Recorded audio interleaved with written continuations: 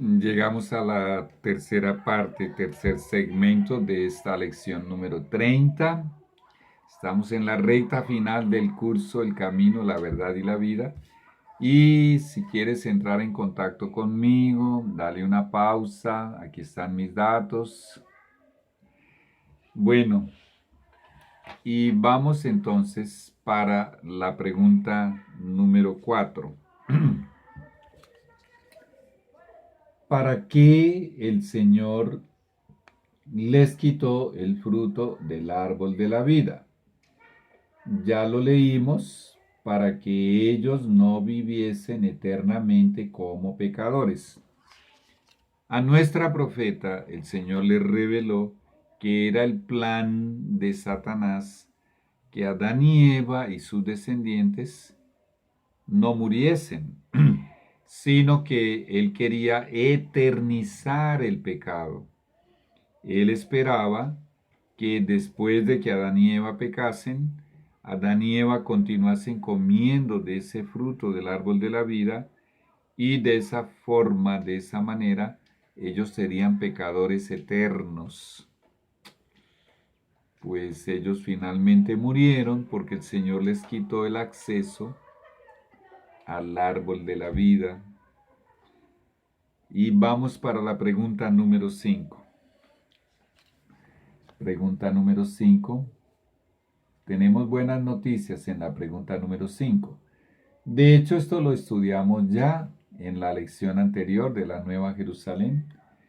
¿Volverá Dios a incluir el fruto del árbol de la vida en nuestra dieta? Apocalipsis 2:7. Sí, a los vencedores el Señor nos dará a comer el fruto del árbol de la vida cuando estemos en la vida eterna, en la nueva tierra recreada. Imagínate una cosa de esas. Vamos a Apocalipsis, abre tu Biblia, 2:7. Apocalipsis 2:7. Y nos dice, el que tiene oído, oiga lo que el Espíritu Santo dice a las iglesias. Al que venciere le daré a comer del árbol de la vida, el cual está en medio del paraíso de Dios. El paraíso que fue retirado antes del diluvio será accesible a los vencedores. Y el Señor nos está diciendo que el árbol de la vida estará en ese paraíso. Pero estudiamos en la lección de la Nueva Jerusalén que ese árbol de la vida estaba ya en la Nueva Jerusalén. ¿Eso qué implica? Que el paraíso será colocado en la Nueva Jerusalén. Muy bien, vamos pues, bueno, te pregunto, ese es un árbol que produce 12 frutos al año, un fruto diferente cada mes. El poder de Dios, imagínate la delicia. Yo quiero probar del fruto del árbol de la vida y comerlo por toda la eternidad. Los frutos, porque son 12. Y tú también, quiero que tú también llegues allá y nos encontremos allá y lo disfrutemos. Muy bien, vamos a la pregunta número 6. ¿Cuándo autorizó Dios el consumo de carnes de animales? Génesis 9:3. Después del diluvio, cuando Noé y su familia salieron del arca. Vamos a leer Génesis capítulo 9, versículo 3. Cuando Noé y su familia salieron del arca, después del diluvio, que la tierra literalmente se transformó en una bola de agua y las aguas fueron decreciendo hasta que nuevamente se descubrió la tierra seca y estaba completamente destruida la faz de la tierra y no había alimento, no había que comer.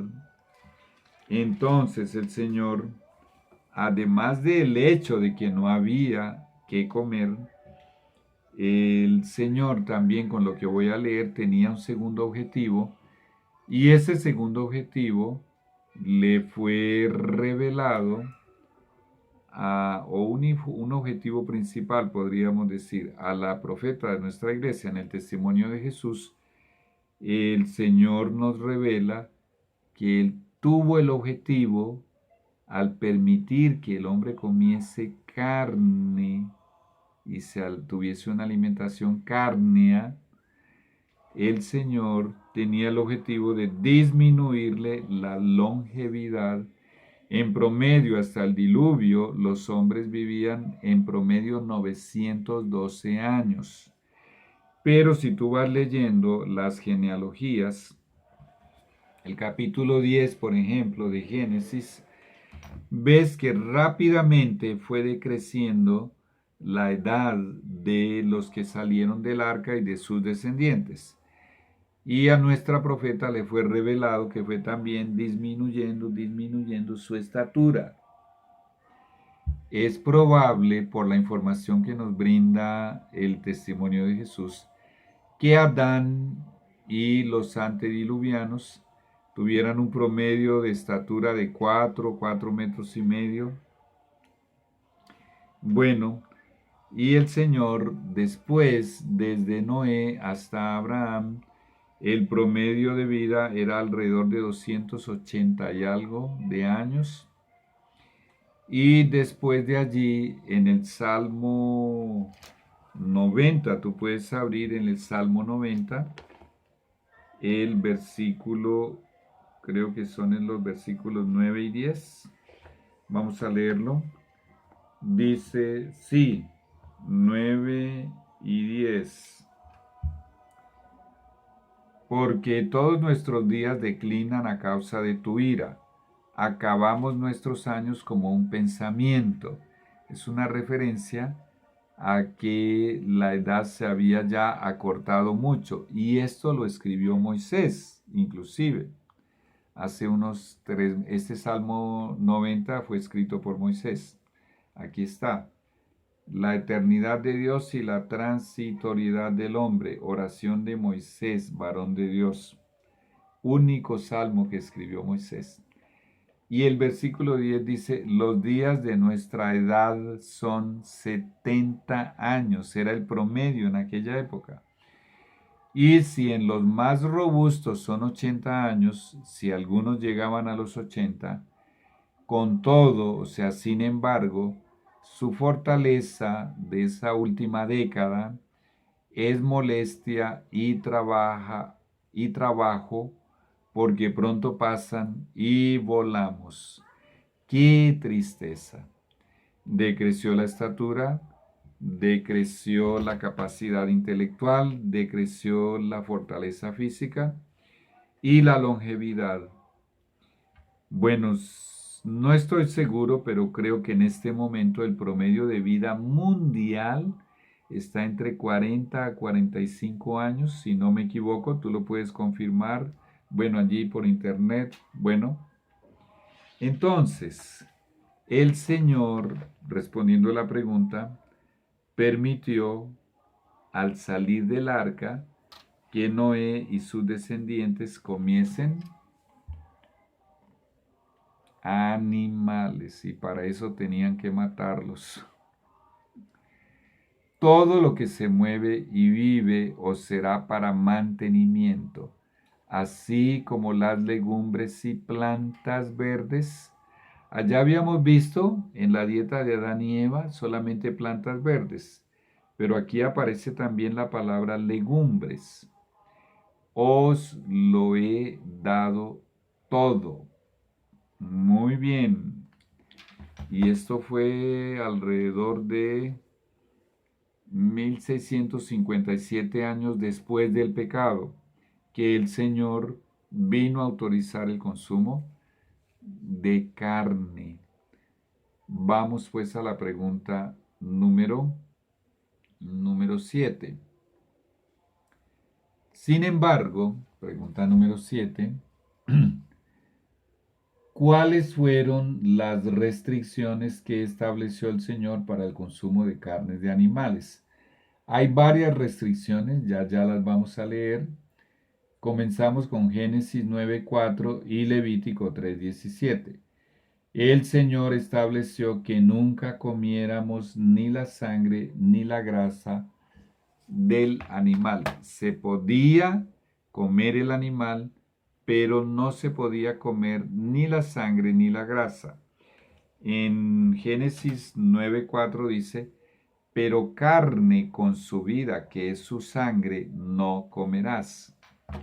Y se hacen en este mundo manjares deliciosos para chuparse los dedos con la sangre de animales. Se hacen unos platos muy deliciosos al paladar, pero esto es prohibido por el Señor.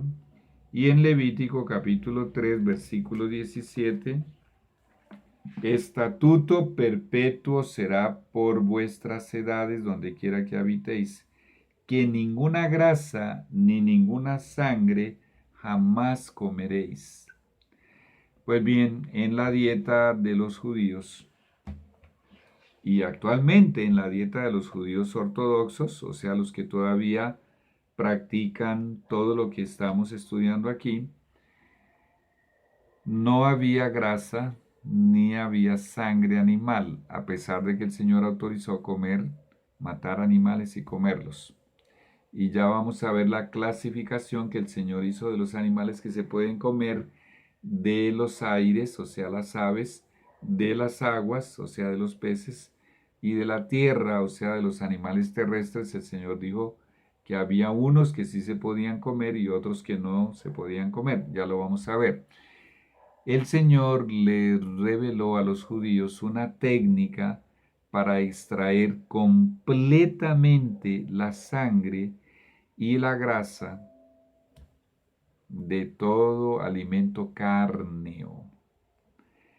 Bien, si tú quieres hacer un experimento, si tú tienes una asadera de esas metálicas que son como una plancha, que traen como un declive, hay unas asaderas que traen un declive y traen unas ranuritas, y al final ese declive es para que algo, a medida que se va asando la carne, algo que le va a salir a la carne vaya descendiendo hasta que finalmente llega a un agujerito central y de allí pasa a una pequeña vasijita, un dispensador.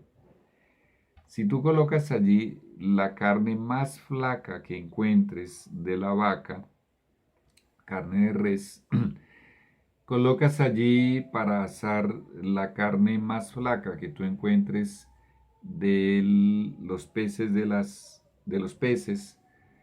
de un pescado, una carne la más flaca que encuentres, y colocas allí la carne más flaca que encuentres de las aves, por ejemplo, la pechuga de pavo o de pollo, y los colocas allí a asar.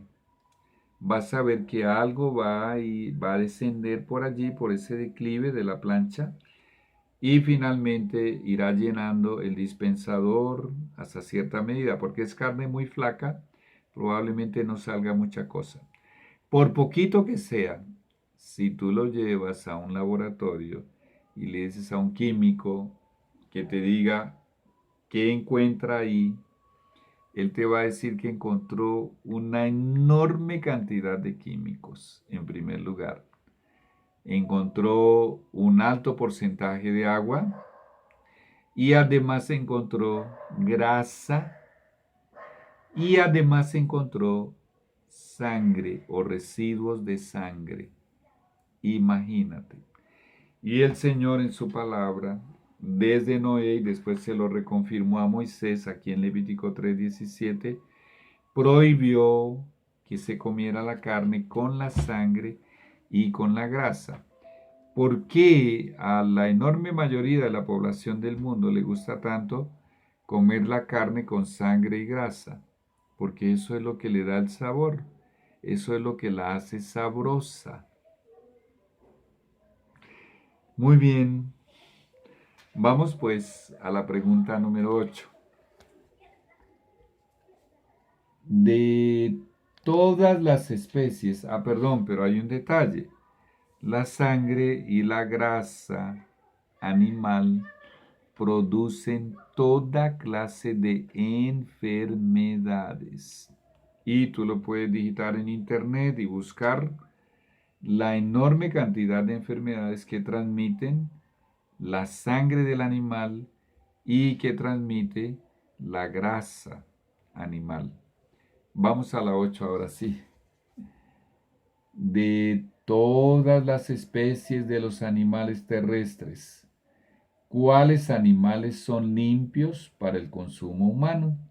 Levítico 11:3. Y aquí estoy en el libro de Levítico. Bueno, ve al capítulo 11. De hecho, el capítulo tiene un título, Animales limpios e inmundos, y yo te invito a que leas todo el capítulo, que tiene 47 versículos. Es una materia bien larga, pero vamos a extraer los versículos que tienen la clasificación de animales terrestres, animales del aire, aves, y animales de las aguas, de los peces. Pregunta número 8. Primero vamos a ver la clasificación de los animales terrestres. ¿Cuáles son limpios y cuáles son inmundos? De entre los animales, todo el que tiene pezuña hendida y que rumia, este está autorizado para ser comido. Entonces, ¿cuáles son los requisitos para poder comer un animal terrestre? Que tenga la pezuña hendida y que además sea un rumiante, que rumie. Muy bien, muy bien. Siendo así, muy bien.